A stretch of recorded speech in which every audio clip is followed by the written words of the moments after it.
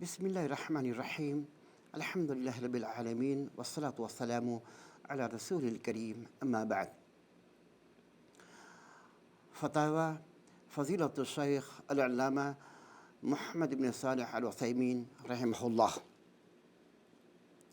سئل فضيلة الشيخ رحمه الله عن الحكم في من يصلي في رمضان فقط، فأجاب: لا ريب أن الذي يفعل هذا الفعل على خطر عظيم، لأنه لا يفيد صيام رمضان شيء، لأن من لا يصلي فهو كافر والعياذ بالله. والدليل من كتاب الله وسنة رسول الله وإجماع الصحابة. برادران اسلام، یہ ہمارے سامنے فضیلت الشیخ العلامہ ابن عثیمین کے فتاوے کتاب شکل میں جو موجود ہیں، اور جو فتویٰ جو ہے فتاویٰ نمبر 322 ہم سامنے رکھ رہے ہیں. اور کسی نے سوال کیا اس شخص کے بارے میں جو مستقل نماز نہیں پڑھتا، بے نمازی ہے، جب رمضان آتا ہے تو رمضان میں نماز کا اہتمام کرتا ہے. رمضان کا نمازی پورے سال غائب ہے، پورے سال اس نے مسجد کا رخ نہیں کیا، لیکن جب رمضان آیا تو رمضان میں نماز کی پابندی کی ہے. اس کے بارے میں سوال کیا گیا علامہ ابن عثیمین رحمہ اللہ سے.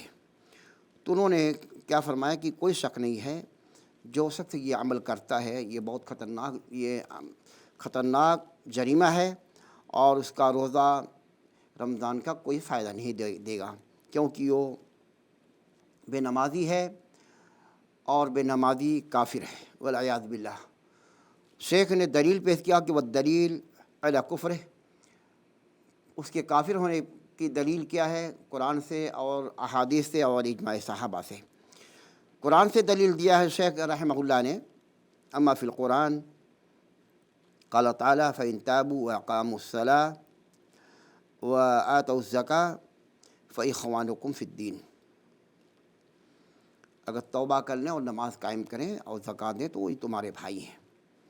یعنی اخوت اسی میں ہے کہ ایک آدمی نماز کا پابند ہو اور تائب ہو جائے، توبہ استغفار کرے، شرک و بدعات سے توبہ کرے. التوبہ من الشرک و اقام الصلاۃ و ایتاء الزکاۃ. هذه الامور الثلاثہ، یہی 3 امور ہیں بھائی کہلوانے کے. اگر آپ مسلمان بن کر کے مسلمان کے بھائی بننا چاہتے ہیں تو توبہ استغفار کریں شرک و بدعات سے. اگر مشرک ہیں، مقلد ہیں، مشرک ہیں، تو مشرک ہمارا بھائی نہیں ہو سکتا. ہمارا بھائی وہ ہو سکتا ہے جو شرک و بدعات سے پاک صاف ہو، اندھی تقلید سے پاک صاف ہو، نماز کا پابند اور زکوٰۃ دینے کا پابند ہو، وہی ہمارا بھائی ہے. قرآن نے کتنی اچھی دلیل دی: فَإِن تَابُوا، توبہ کر لیں، نماز قائم کریں، زکوٰۃ دیں. فَإِخْوَانُكُمْ فِي الدِّينِ، دینی ہمارے بھائی ہیں، دینی بھائی ہیں، دینی بھائی ہیں. دینی بھائی بننے کے لیے توبہ استغفار ہے اور نماز کی پابندی ہے. دوسری دلیل دی ہے ہمارے شیخ رحمہ اللہ نے. مختصر ہم اس کا بیان کر رہے ہیں، پوری تفصیل نہیں جائیں گے تو یہ وائس لمبی ہو جائے گی. مختصر ہم جواب دے رہے ہیں اس کا. دوسرا انہوں نے کہا کہ اما سنت سے جو ہے اس بات کی دلیل دیا ہے شیخ نے کہ بے نمازی کافر ہے، تارک الصلاۃ جو ہے کافر ہے. جیسا کہ رسول اللہ صلی اللہ علیہ وسلم نے فرمایا، یہ حدیث مسلم کے اندر ہے: بین الرجل و بین الشرک والکفر ترک الصلاۃ. آدمی کے درمیان اور مشرک کے درمیان، مشرک اور کافر کے درمیان جو فرق ہے، جو چیز دیوار جو ہے تفریق کر رہی ہے، وہ نماز ہے، وہ نماز ہے. اور یہی عہد و پیمان ہے، یہی عقد ہے ہمارے ان کے درمیان. فمن ترکھا فقد کفر، جس نے نماز کو چھوڑ دیا وہ کافر ہو گیا. جس نے نماز کو چھوڑ دیا وہ کافر ہو گیا. اس کو نقل کیا امام احمد بن حنبل نے اپنے مسند کے اندر. نماز کا چھوڑنے والا کافر ہو گیا. اور جو دیوار، جو تفریق ہے، جو چیز حائل ہے، یہ مسلمان اور یہ کافر بیچ میں کیا چیز ہے؟ وہ نماز ہے. نماز اگر ہے تو ہم تفریق کریں گے، یہ فرق کریں گے کہ وہ یہ مسلمان ہے، نماز کا پابند ہے، یہ مسلمان ہے. اگر بے نمازی ہے تو تفریق ختم ہو جاتی ہے، وہ مسلمان نہیں، وہ کافر ہیں. دوسری دلیل دی ہے اجماع صحابہ سے ہمارے شیخ علامہ ابن عثیمین رحمہ اللہ نے. لا یصلی ہو یصوم، ایک آدمی نماز نہیں پڑھ رہا ہے لیکن روزے کا پابند ہے تو اس کا کوئی فائدہ نہیں. ایک آدمی نماز نہیں پڑھ رہا ہے، روزہ رکھ رہا ہے رمضان کا، اس کا روزہ کوئی فائدہ نہیں دے گا. روزہ ہی نہیں، کیونکہ روزے کی صحت کے لیے جتنے بھی ہیں ارکان ہیں، ان کے مقبولیت کے لیے اسلام شرط ہے. کہا کہ من شرط صحت الصیام الاسلام و تارک الصلاۃ لیس بمسلم. یہ بنیادی چیز ہے کہ روزے کے لیے اور حج اور زکوٰۃ کے لیے مسلمان ہونا شرط ہے. بے نمازی مسلمان نہیں، بے نمازی کافر ہے. اس لیے اس کا روزہ، اس کی عبادت اور جمیع عبادت ہے، حج وغیرہ ہے، عمرہ، اس کا قابل قبول نہیں ہوگا. تاکہ لا زکوٰۃ ولا حج ولا یجوز لہ دخول المسجد الحرام. اس کی زکوٰۃ، اس کا حج، اس کا عمرہ کچھ بھی قبول نہیں ہوگا، کیونکہ بے نمازی کافر ہے، مسلمان نہیں ہے، کافر ہے، اس کا کوئی بھی عمل قابل قبول نہیں ہوگا. لا یجوز لہ دخول المسجد الحرام، اور حرم میں داخلے کا پرمیشن بھی نہیں اس کو دیا جانا چاہیے، کیونکہ بے نمازی کافر ہے. والعیاذ باللہ.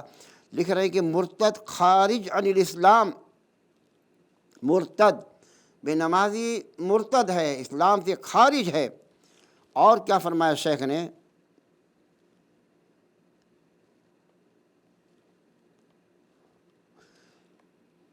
وکذالک، اس کے لیے جائز نہیں ہے کہ جو بے نمازی ہے اسے کوئی نکاح کرے، شادی کرے. بے نمازی سے شادی کرنا بھی جائز نہیں ہے. اگر بیوی نماز پڑھتی ہے، شوہر بے نمازی ہے، تو اس کا نکاح جو ہے فسخ ہو جاتا ہے، نکاح فاسق ہو جاتا ہے، نکاح جو ہے ختم ہو جاتا ہے، کیونکہ وہ کافر ہے اور یہ مسلمان ہے. بیوی مسلمان اور شوہر جو ہے بے نمازی کافر ہے، تو نکاح بھی جو ہے ختم ہو جاتا ہے. اگر وَإِذَا مَاتَ، اگر مر جائے، لا يجوز ان یغسل او یکفن، اس کو جو ہے کفن دیا جائے، غسل دیا جائے، یا اس پر نماز پڑھی جائے اور مسلمانوں کے قبرستان میں دفن کیا جائے، بالکل جائز نہیں ہے. بے نمازی کافر. یہ فتویٰ اجماع صحابہ کا فتویٰ ہے، جس کو نقل کیا ہے علامہ ابن عثیمین رحمہ اللہ علیہ. بہت بڑا جریمہ ہے. اللہ تعالیٰ ہمیں پناہ دے، بچائے کہ ہم نماز کی حفاظت کریں، نماز کی پابندی کریں. بے نمازی ہونے سے اللہ تعالیٰ ہمیں بچائے. بے نمازی اگر مر جائے تو کہیں دور لے جا کر کے گڈھا کھود کر کے اس میں دفن کر دیا جائے. مسلمانوں کی قبرستان میں دفن کر دینا جائز نہیں ہے. ایسے ہی لکھ رہے ہیں کہ بے نمازی، اگر بے نمازی کسی مسلمان کا وارث بھی نہیں ہو سکتا، کیونکہ وہ کافر ہے. ایسے ہی رسول اللہ صلی اللہ علیہ وسلم فرماتے ہیں جو شخص نماز کی حفاظت نہیں کرتا، قیامت کے دن اس کے لیے نہ نور ہوگا، نہ اس کے لیے روشنی ہوگی، نہ اس کے لیے حجت ہوگی، اور نہ قیامت کے دن وہ نجات پائے گا. ولا نجاتا یوم القیامہ. اس کا حشر جو ہے فرعون کے ساتھ ہوگا، حامان کے ساتھ ہوگا، قارون کے ساتھ ہوگا. بہت بڑے مجرم ہیں بے نمازی. اسے توبہ استغفار کرنا چاہیے. کتنا بڑا جریمہ ہے کہ بے نمازی کافر ہے. ان کا حشر فرعون کے ساتھ ہوگا، الیاذ باللہ. اللہ تعالیٰ بچائے کہ ہم بے نمازیوں کی صحبت اختیار کریں. جیسے صحبت ملے گی وہ اس کا اثر بھی پڑتا ہے. تو ہمیں ان بے نمازیوں سے دور رہنا چاہیے۔ بے نمازی اسلام کے بہت بڑے مجرم ہیں۔ اسلام کے ایک بنیادی کھمبے کو، دوسرا اسلام کا بنیادی کھمبا ہے نماز، اس کو ڈھانے والے ہیں، یہ بہت بڑے مجرم ہیں۔ اللہ تعالیٰ ان کو ہدایت دے، بے نمازیوں کو اللہ تو ہدایت دے کہ نماز کے پابندی کریں، نماز کا جو اسلامی رکن ہے اس پر عمل کرنے کی کوشش کریں۔ اللہ تعالیٰ ہم تمام مسلمانوں کو اے اللہ نماز کا پابند بنائے، نماز کی اہمیت کو سمجھنے کی توفیق عطا فرمائے۔